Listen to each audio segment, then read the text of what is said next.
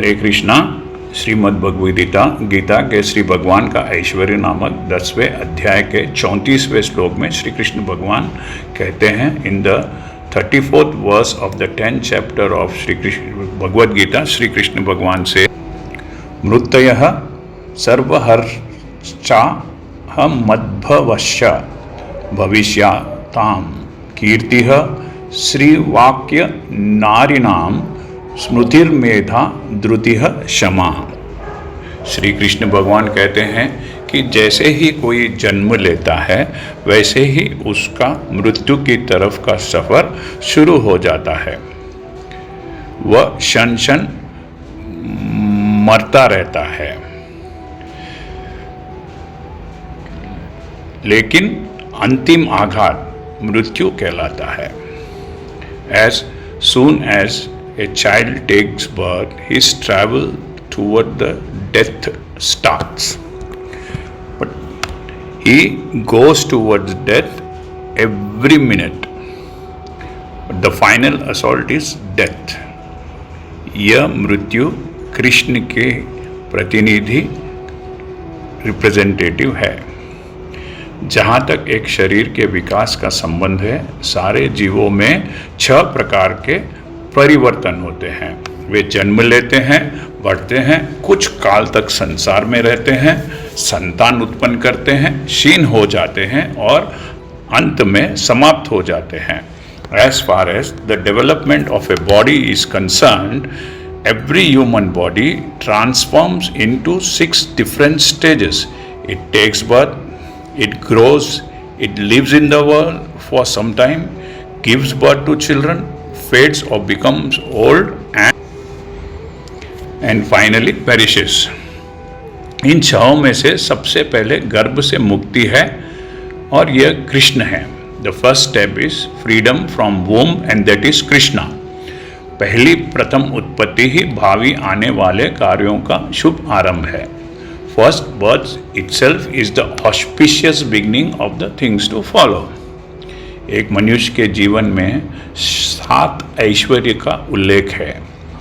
Kirti, that is fame, Shri, that is prosperity, walk, perfect speech, Smriti, memory, बुद्धि, intelligence, धृति, courage और क्षमा, forgiveness।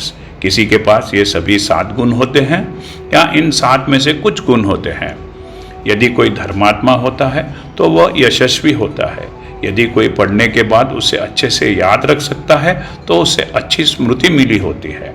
केवल ग्रंथों का पढ़ना पर्याप्त नहीं होता है, किंतु उन्हें समझकर आवश्यकता पड़ने पर उसका प्रयोग मेधा या बुद्धि कहलाता है। Only reading is not enough, one should understand and follow at the time of need. अस्थिरता पर काबू पाना धृति या दृढ़ता है। To control uncertainty and fluctuation is courage. किसी की गलती पर उसे माफ करना क्षमा है। To forgive someone who has done an offense is forgiveness. पहले 3 गुण कीर्ति, श्री और वाक बाहरी गुण है जो सबको दिखाई देते हैं। Frame, prosperity and perfect speech, these 3 qualities manifest on the outside और बाकी 4 गुण स्मृति, बुद्धि, धृति और क्षमा दिखाई नहीं देते। Balance 4 qualities memory, intelligence, courage and forgiveness manifest on the inside. इन 7 गुणों में से 5 मानव जाति के पूर्वज प्रजापति दक्ष की बेटियां थी। ये 5 है कीर्ति, स्मृति, मेधा, धृति और क्षमा। श्री ऋषि भृगु की पुत्री थी और वाक बहम की बेटी थी। 5 out of this qualities fame, memory, intelligence, courage and forgiveness were daughters of the ancestor of humankind Prajapati Daksha. Prosperity was the daughter of sage Bhrigu and perfect speech was daughter of Lord Brahma. Shri Krishna ने इन 7 गुणों को अपनी विभूति के रूप में वर्णित किया है। श्री कृष्ण भगवान enlist these 7 qualities as his powers. तो आज श्री कृष्ण भगवान कह रहे हैं कि ये जो 7 जो गुण हैं, वो गुण में से यदि आप ये 7 गुण प्राप्त कर लेते हैं, यानी कि जैसे कि आप बहुत फेमस हैं, आप बहुत प्रॉस्परस हैं, आपके पास परफेक्ट स्पीच है, जब आप बात करते हैं तो बहुत कॉन्फिडेंटली बात करते हैं, आपके पास अच्छी मेमोरी है, आपके पास इंटेलिजेंस है, आपके पास करेज है, आपके पास फॉरगिवनेस है, तो आप श्री कृष्ण भगवान के दिए हुए 7 गुणों में से आप सुसज्जित है, मतलब you are having all this 7 qualities with you.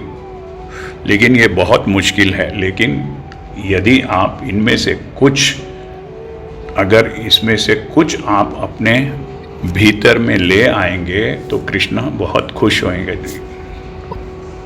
इन सब में क्षमा आपके हाथ में है, forgiveness is in your hand. कोई भी कुछ भी गलती करता है उसे माफ़ करना सबसे बड़ी शक्ति है। श्री कृष्ण भगवान कहते हैं माफ़ करने वाला बहुत ही बड़ा होता है। Hare Krishna. If you have like this channel, kindly press the bell icon and subscribe. यदि आपको यह चैनल पसंद आया है तो कृपया बेल आइकॉन को दबाइए और सब्सक्राइब कीजिए। Thank you. हरे कृष्णा।